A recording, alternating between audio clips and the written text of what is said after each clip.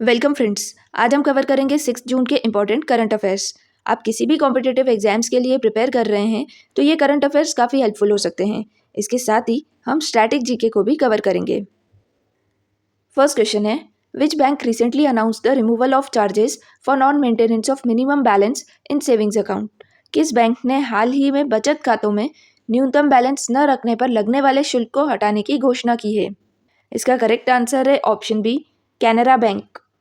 Canara bank ऐसी bank बन गई है जिसमें मिनिमम बैलेंस अगर हम नहीं भी रखते हैं तब भी कोई अमाउंट जो है वो डिडक्ट नहीं होगा।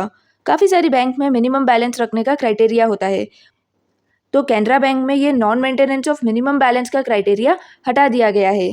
कैनरा बैंक 1906 में फाउंड किया गया था। कैनरा बैंक के हेडक्वार्टर्स है बेंगलुरु कर्नाटका में। कैनरा बैंक के मैनेजिंग डायरेक्टर और सीईओ हैं के सत्यनारायण राजू और कैनरा बैंक की टैगलाइन है together we can. Next question है, what is the title of the documentary series jointly launched by Jio Hotstar and the RBI? Jio Hotstar और आरबीआई द्वारा संयुक्त रूप से लॉन्च की गई डॉक्यूमेंट्री सीरीज का शीर्षक क्या है? इसका करेक्ट आंसर है option B, RBI unlocked beyond the रूपी।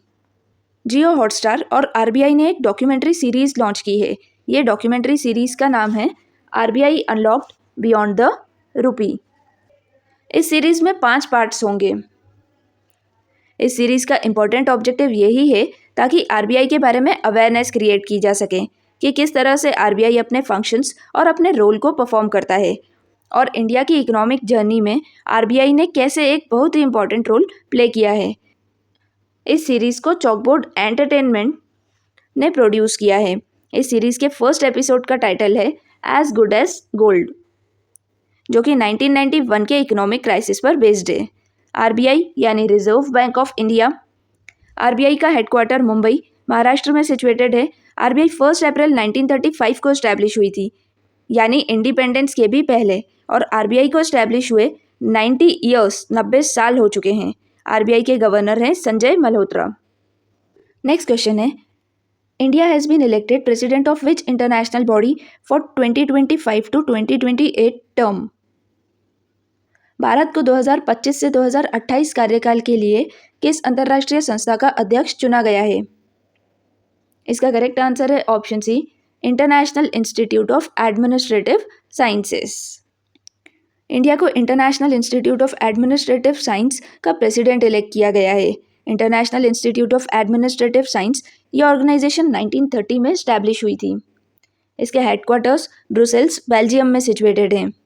31 कंट्रीज़ इस ऑर्गेनाइजेशन की मेंबर हैं, जिनमें कुछ इंपॉर्टेंट कंट्रीज़ है India, Japan, China, Germany, south Africa, Saudi Arabia, Korea, Spain और कतर। इंडिया 1998 से इस ऑर्गेनाइजेशन का मेंबर है। इस ऑर्गेनाइजेशन में डिपार्टमेंट ऑफ एडमिनिस्ट्रेटिव रिफॉर्म्स और पब्लिक ग्रीवेंसेस इंडिया को रिप्रेजेंट करता है। इसका मेन ऑब्जेक्टिव भी पब्लिक एडमिनिस्ट्रेशन में साइंटिफिक रिसर्च करना है। अब इंडिया इस ऑर्गेनाइजेशन का प्रेसिडेंट इलेक्ट हुआ है, तो ये पब्लिक एडमिनिस्ट्रेशन में इंडिया के ग्लोबल लीडरशिप के लिए काफ़ी इंपॉर्टेंट हो सकता है। नेक्स्ट क्वेश्चन है, where is the Indian institute of corporate Affairs establishing its first regional campus outside India? भारतीय कॉर्पोरेट मामलों के संस्थान दिल्ली के बाहर अपना पहला क्षेत्रीय परिसर कहाँ स्थापित कर रहा है? इसका करेक्ट आंसर है option C, new Shillong township में। Indian institute of corporate affairs अपना रीजनल कैंपस सेटअप करेगा और ये रीजनल कैंपस पहली बार दिल्ली के बाहर सेटअप किया जाएगा। ये रीजनल कैंपस शिलोंग में सेटअप किया जाएगा। Indian institute of corporate affairs ये मिनिस्ट्री ऑफ कॉर्पोरेट अफेयर्स के अंडर आता है। ये थिंक टैंक और ट्रेनिंग बॉडी है जो कॉर्पोरेट लॉ यानी कंपनी लॉ, गवर्नेंस और कंप्लायंस से रिलेटेड मैटर्स में वर्क करती है। Indian institute of corporate affairs का रीजनल कैंपस पहली बार दिल्ली के बाहर सेटअप किया जा रहा है। ये इनिशिएटिव पीएम डिवाइन यानी prime minister development initiative for north east scheme के अंडर आता है, जिसमें पीएम डिवाइन का मेन ऑब्जेक्टिव ही नॉर्थ ईस्ट का डेवलपमेंट करना है और वहाँ पर इंस्टीट्यूशंस सेटअप करना है। Indian institute of corporate affairs की रीजनल बॉडी जो कि शिलोंग में सेटअप की जाएगी। इस इनिशिएटिव के लिए अप्रॉक्सीमेटली 100 करोड़ रुपए पीएम डिवाइन स्कीम के अंडर दिए जाएंगे। नेक्स्ट क्वेश्चन है, which of the following countries has not been elected as a non permanent member of United Nation Security Council for 2026 to 2027 term? इनमें से कौन सी कंट्री 2026 से 2027 के कार्यकाल के लिए यूनाइटेड नेशन सिक्योरिटी काउंसिल का अस्थायी सदस्य नहीं चुना गया है? इसका करेक्ट आंसर है ऑप्शन डी, अल्जेरिया।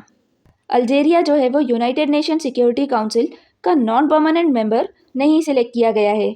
इनमें से बाकी 3 कंट्रीज बहरीन, कोलंबिया और लातविया जो है वो यूनाइटेड नेशन सिक्योरिटी काउंसिल की नॉन परमानेंट मेंबर सिलेक्ट की गई है। यूनाइटेड नेशन सिक्योरिटी काउंसिल में total 6 countries as a non permanent member elect की गई है। ये कंट्रीज है Bahrain, Colombia, Democratic Republic of Congo, Latvia, Liberia. ये कंट्रीज 2 साल के लिए यूनाइटेड नेशन सिक्योरिटी काउंसिल में इलेक्ट की गई है, जनवरी 2026 से दिसंबर 2027 तक।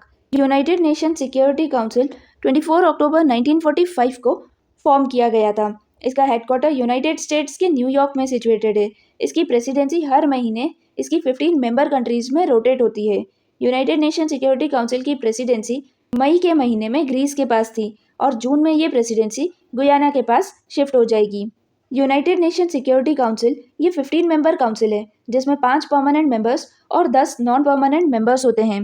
5 परमानेंट मेंबर्स के पास वीटो पावर होती है, जिनमें China, France, Russia, United kingdom और यूनाइटेड स्टेट्स हैं। और इसमें जो नॉन परमानेंट मेंबर्स हैं वो हर 2 साल के लिए इलेक्ट होते हैं। ये non permanent members United Nation General assembly की मेंबर कंट्रीज से इलेक्ट होते हैं। यूनाइटेड नेशन जनरल असेंबली में टोटल 193 मेंबर कंट्रीज हैं, जिसमें से वोटिंग होती है और ऐसी कंट्रीज जिनको 2/3 से ज़्यादा वोट्स मिलते हैं वो यूनाइटेड नेशन सिक्योरिटी काउंसिल में नॉन परमानेंट मेंबर इलेक्ट होती है। नेक्स्ट क्वेश्चन है, who has been appointed as the ambassador for the Karnataka forest department and wild life conservation? Karnataka वन विभाग और वन्य जीव संरक्षण के लिए किसे राजदूत नियुक्त किया गया है? इसका करेक्ट आंसर है ऑप्शन सी, अनिल कुंबले को Karnataka forest department and wild life conservation का एम्बेसडर बनाया गया है। Anil Kumble former Indian cricketer हैं। नेक्स्ट क्वेश्चन है, who has been appointed as the new CEO of Deutsche Bank India? Deutsche Bank India के नए CEO के रूप में किसे नियुक्त किया गया है? इसका करेक्ट आंसर है option B, Stefan Schaefer Deutsche Bank India के न्यू CEO बने हैं। नेक्स्ट क्वेश्चन है, who has been elected as president of the 80th session of United Nation General Assembly? संयुक्त राष्ट्र महासभा के 80वें सत्र के अध्यक्ष के रूप में किसे चुना गया है? इसका करेक्ट आंसर है ऑप्शन डी, अन्नालेना बेरबॉक को यूनाइटेड नेशन जनरल असेंबली की वो प्रेसिडेंट बनी है। यूनाइटेड नेशन जनरल असेंबली 1945 में फाउंड की गई थी। इसका हेडक्वार्टर न्यूयॉर्क यूनाइटेड स्टेट्स में है। इसके प्रेसिडेंट जो है वो अन्नालेना बेरबॉक बनी है। अन्नालेना बेरबॉक जर्मनी की फॉरेन मिनिस्टर रह चुकी हैं। ये यूनाइटेड नेशन जनरल असेंबली के 80th सेशन की प्रेसिडेंट बनी है। यूनाइटेड नेशन जनरल असेंबली के प्रेसिडेंट का टेन्योर 1 ईयर का होता है। यूनाइटेड नेशन जनरल असेंबली के प्रेसिडेंट वर्ल्ड के मेजरली 5 जोग्राफिकल ग्रुप्स यानी Africa, Asia Pacific, eastern European, Latin America and Caribbean और वेस्टर्न यूरोपियन से ही सिलेक्ट किए जाते हैं। अन्नालेना बेरबॉक वेस्टर्न यूरोपियन ग्रुप से सिलेक्ट होने वाली फर्स्ट वुमेन प्रेसिडेंट हैं और ओवरऑल 5th वुमेन प्रेसिडेंट हैं जो कि यूनाइटेड नेशन जनरल असेंबली की प्रेसिडेंट बनी है। नेक्स्ट क्वेश्चन है, what significant project will be undertaken under GRSE Kongsberg MOU? GRSE Kongsberg समझौता ज्ञापन के तहत कौन सी महत्वपूर्ण परियोजना शुरू की जाएगी? इसका करेक्ट आंसर है option C, India's first indigenously built polar research vessel. GRSE यानी Garden Reach ship builders and engineers limited और नॉर्वे की कंपनी कोंग्सबर्ग के बीच एक MOU हुआ है। इस MOU के अंडर इंडिया की पहली पोलर रिसर्च वेसल जो है वो बनाई जाएगी। Union minister of ports, shipping and waterways हैं श्री सर्बानंद सोनोवाल। नेक्स्ट क्वेश्चन है, when is the international day for fight against illegal, unreported and unregulated fishing observed? अवैध, बिना रिपोर्ट किए गए और अनियमित मछली पकड़ने के खिलाफ अंतर्राष्ट्रीय दिवस कब मनाया जाता है? इसका करेक्ट आंसर है ऑप्शन बी, 5 जून को सेलिब्रेट किया जाता है। 5 जून को international day for fight against illegal, unreported and unregulated fishing celebrate किया जाता है। ये ग्लोबल इनिशिएटिव है फूड एंड एग्रीकल्चर ऑर्गेनाइजेशन का। फूड एंड एग्रीकल्चर ऑर्गेनाइजेशन ये यूनाइटेड नेशंस की एक ऑर्गेनाइजेशन है। International day for fight against illegal, unreported and unregulated fishing, इस डे को मनाने का मेन पर्पज़ ही ये है ताकि मरीन बायोडाइवर्सिटी को प्रोटेक्ट किया जा सके और कई सारे लोग जो ओशन रिसोर्सेज पर डिपेंड हैं उनके इंटरेस्ट को प्रोटेक्ट किया जा सके और इलीगल फिशिंग को बैन किया जा सके। नेक्स्ट क्वेश्चन है, who has been appointed as the new director of the prime minister museum and library. प्रधानमंत्री संग्रहालय और पुस्तकालय के नए निदेशक के रूप में किसे नियुक्त किया गया है। इसका करेक्ट आंसर है ऑप्शन बी, अश्विनी लोहानी जो है वो prime minister museum and library के डायरेक्टर बने हैं। Prime minister museum and library ये इंस्टीट्यूशन मिनिस्ट्री ऑफ कल्चर के अंडर आता है। ये institution majorly exhibitions, digital archives को होस्ट करता है। इसके प्रेसिडेंट प्राइम मिनिस्टर होते हैं और वाइस प्रेसिडेंट डिफेंस मिनिस्टर होते हैं। Prime minister museum and libraries के डायरेक्टर का टेन्योर 3 ईयर्स का होता है। नेक्स्ट क्वेश्चन है, which state launch the Rajiv Gandhi Van Samvardhan Yojana. किस राज्य ने राजीव गांधी वन संवर्धन योजना की शुरुआत की है। इसका करेक्ट आंसर है ऑप्शन बी, हिमाचल प्रदेश। राजीव गांधी वन संवर्धन योजना का मेन ऑब्जेक्टिव ही है कि हिमाचल प्रदेश में ग्रीन कवर को बढ़ाया जाए, ग्रीनरी बढ़ाई जाए, पेड़ लगाए जाए और रूरल एम्प्लॉयमेंट जो है वो जनरेट किया जाए।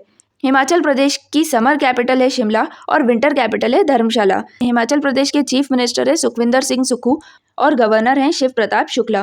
नेक्स्ट क्वेश्चन है, which country became 101st member to accept the WTO agreements on fisheries subsidies.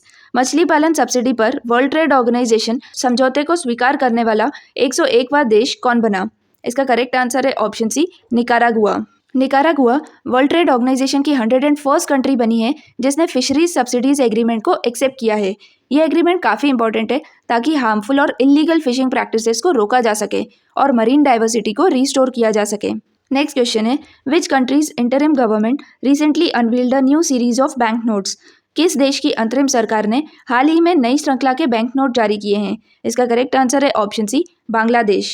Bangladesh की इंटरिम गवर्नमेंट ने नए करेंसी नोट्स इशू किए हैं जिसमें बांग्लादेश के जो फाउंडिंग फादर हैं शेख मुजीबुर रहमान, उनकी फ़ोटो करेंसी नोट से हटा दी गई है और इन करेंसी नोट्स में बांग्लादेश के नेचुरल लैंडस्केप, आर्कियोलॉजिकल साइट्स और ट्रेडिशनल लैंडमार्क्स, हिंदू और बुद्धिस्ट टेम्पल्स हैं। नेक्स्ट क्वेश्चन है, which 2 wetlands from Rajasthan were recently added to the Ramsar site. Rajasthan के कौन से 2 वेटलैंड्स आर्द्र भूमियों को हाल ही में रामसार सूची में जोड़ा गया है। इसका करेक्ट आंसर है option C, Keechan and Menar. India में टोटल 91 रामसार साइट्स हैं। 1971 में ईरान के रामसार में रामसार कन्वेंशन साइन किया गया था। 1982 में इंडिया इसका मेंबर बना। रामसार कन्वेंशन वेटलैंड्स को प्रोटेक्ट करने के लिए साइन किया गया था। वेटलैंड्स एक सेमी एक्वेटिक इकोसिस्टम होता है। नेक्स्ट क्वेश्चन है, how many distinguished service awards were conferred during the defence investiture ceremony 2025। Defence investiture ceremony 2025 के दौरान कितने विशिष्ट सेवा पुरस्कार प्रदान किए गए। इसका करेक्ट आंसर है option C, 92। President Droupadi Murmu ने 92 distinguished service awards defence investiture ceremony में दिए हैं। ये awards Indian arm forces, Indian coast guard और बॉर्डर रोड ऑर्गेनाइजेशन को दिए गए हैं। नेक्स्ट क्वेश्चन है, which major e commerce company has recently secured an NBFC license from the reserve bank of India. हाल ही में किस प्रमुख ई कॉमर्स कंपनी को भारतीय रिजर्व बैंक से NBFC लाइसेंस प्राप्त हुआ है। इसका करेक्ट आंसर है ऑप्शन सी, फ्लिपकार्ट। फ्लिपकार्ट पहली ई कॉमर्स कंपनी बन गई है जिसे NBFC यानी नॉन बैंकिंग फाइनेंशियल कंपनी का लाइसेंस मिला है। इस लाइसेंस के साथ ही फ्लिपकार्ट अब अपने कस्टमर्स को लोन दे सकेगी। NBFC यानी नॉन बैंकिंग फाइनेंशियल कंपनी ऐसे फाइनेंशियल इंस्टीट्यूशंस होते हैं जो एक तरह से बैंक का ही काम करते हैं और वो कस्टमर्स को लोन्स और क्रेडिट प्रोवाइड करवाते हैं। NBFC RBI एक्ट 1934 के अंडर ही ऑपरेट होती है। फ्रेंड्स, आज हमने कवर किए हैं 6 जून के इंपॉर्टेंट करंट अफेयर्स। अगर ये वीडियो आपके लिए हेल्पफुल है तो प्लीज़ लाइक कीजिए और चैनल को सब्सक्राइब कीजिए। Thank you.